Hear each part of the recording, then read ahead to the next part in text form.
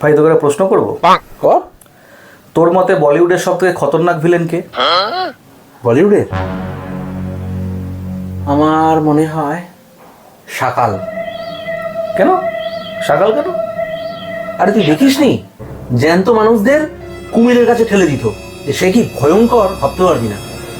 হ্যাঁ শাকালও ভয়ানক ছিল, কিন্তু আমার মতে গব্বর সিং সব থেকে বেশি ভয়ানক ছিল। হ্যাঁ, গব্বর সিং এর থেকে শাকাল অনেক বড় ভিলেন। अच्छा তোর গব্বর সিং কেন মনে হলো?